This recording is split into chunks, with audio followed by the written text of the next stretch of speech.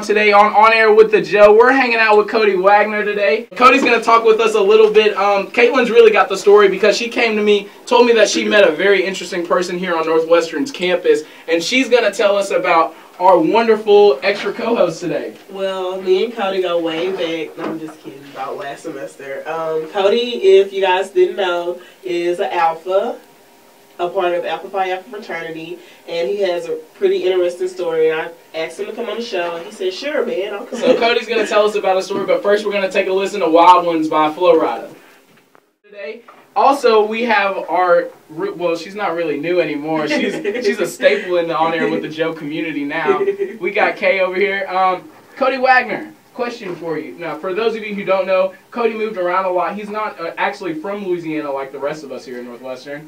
Cody moved around a lot when he was younger, lived in all the coolest states in America pretty much, and then somehow ended up here in Natchitoches, little old bitty Natchitoches here at Northwestern. Cody, how did all that come to pass?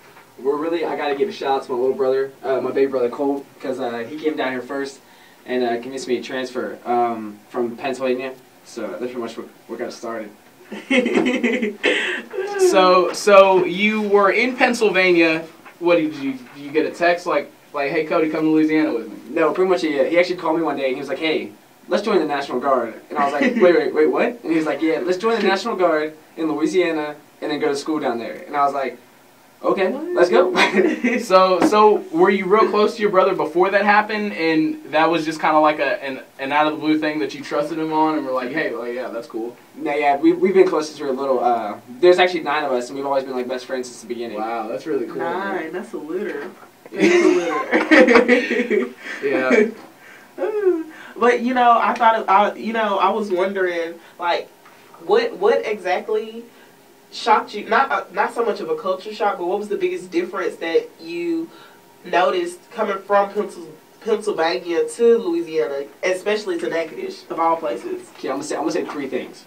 1, the weather. Okay. You guys don't get snow down here. It's really hot this summertime, so that's gonna be the first one. The second one is the food. I love the food down here. It's great. Yes. You actually put seasoning on it. The third one I'm gonna say is it's kind of a shock when I was coming to Northwestern and you have like the separate fraternities. Like you have the black fraternities and you have the white fraternities, and it just kind of seemed like in general like there's a little more racism I guess going on down here.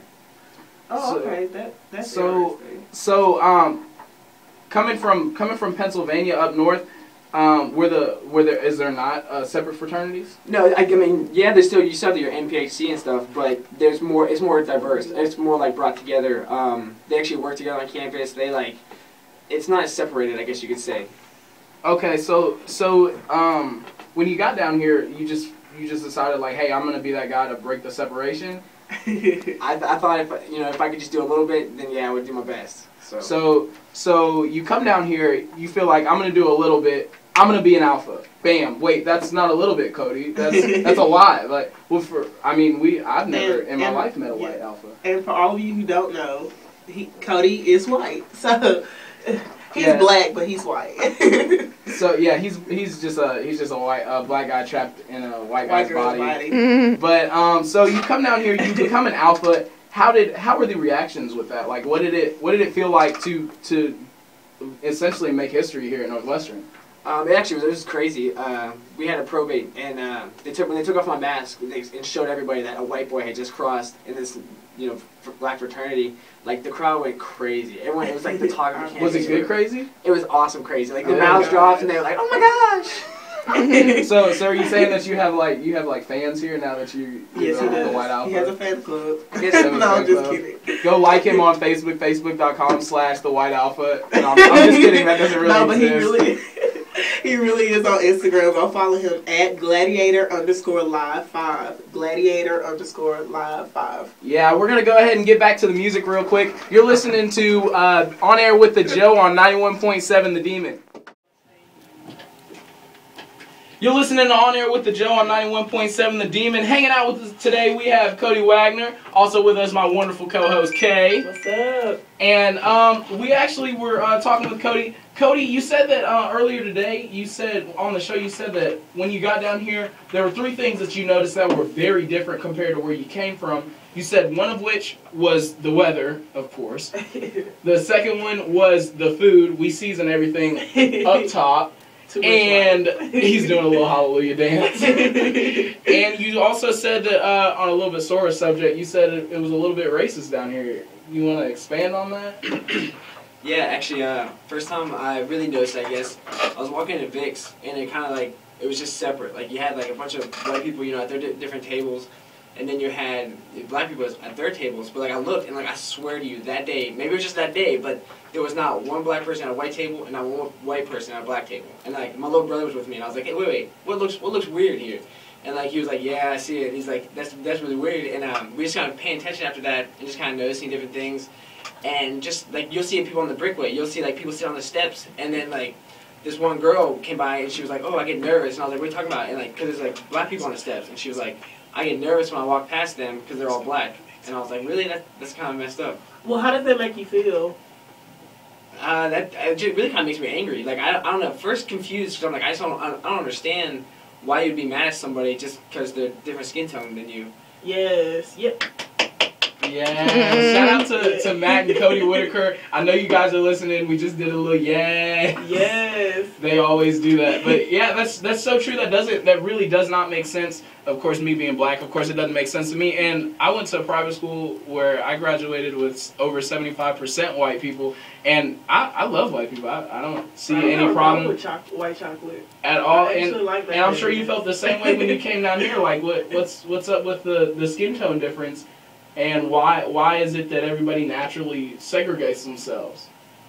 Yeah, I don't know. That's what I was wondering. I kind of think like maybe part of it like that's where they feel comfortable, but at the same time like you can feel comfortable there and stay there, but that doesn't excuse hating the other part of it. Right. But Exactly. you know, it's kind of like not so much a trained thing, but a learned thing. And I don't know about everybody. I'm speaking from personal experience. I wasn't necessarily raised to hang out with my own kind of people because. That's another story for another day. But it's just that we go to what we are comfortable in. I learned that Psych 2450. Shout out to Miss Hill. And it's not necessarily that we don't want to. It's familiar, and you're always comfortable with what's familiar to you for the most part. So. I guess that's just a learned thing, and then too the segregation of the tables. I've been seeing that being from Shreveport since. Elementary school. Yeah. Like, seriously, from elementary school. So when you got down here and you seen all that, was it then that you decided that you would join a historically black fraternity? Or was it, like over a period of the semester, it kind of festered inside you to the point that you were like, hey, I'm going to do what I can about it? Actually, what it first made me do is it made me start walking with the black girls and just start hitting on them. Just be like, hey, what you up to? Shout out to the alphas for that one. And really, at first, they were kind of like, wait, what? And then they're like, wait, you into black girls? And I'm like, yeah, what's up? That's a culture shock for me, for real. Seriously. When the girls started, talking to the girls or whatever, and like they're actually the ones who told me like, the alphas kind of run the yard on the campus and stuff. And so I was like, oh, really? I want to check them out. Like, do they let white people join? And I ended up getting hooked up with one of the alphas, and he told me like, yeah, like you can definitely come to informational and see if we like you. And shout out to the NSU alphas. Follow them at NSU_alphas, and they also have their pajama jam this Thursday, and in the caf at 10:06. If you're wondering why it's the 10:06, it's because they were founded December 4th, 1906 on an ice cold Tuesday. That's why Cody's looking all spiffy in here. He's got a purple shirt with a black striped tie. I really like that tie actually. Purple's my favorite. On ice cold Tuesday, hanging out with On Air with the Joe. We're so glad that he came. Actually, I have one more question for you. Whenever you first decided to hey, here's how I'm gonna make a difference. I'm gonna talk to black girls. Like, how would you feel about, how would your parents feel if you brought a black girl home?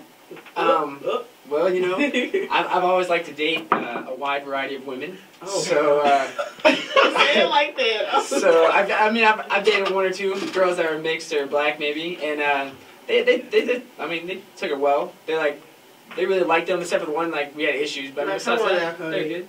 Did you bring a full black girl home? I have. Like yes. a full. Oh my. Yeah. Was she light skinned or dark skinned? What? She light skinned or dark Ooh, skinned? don't get Ashley started. Don't get Ashley started. Shout out to Ashley. Ooh, don't get her started on the light skin, dark skin. I'm just kidding, y'all. I'm just kidding. That's another But story. so let's flip it. Being down here, say you become really interested in, I don't know, like an AKA for a while love, and you guys are really into each other, and you really want to meet the parents. How do you feel that would go for you?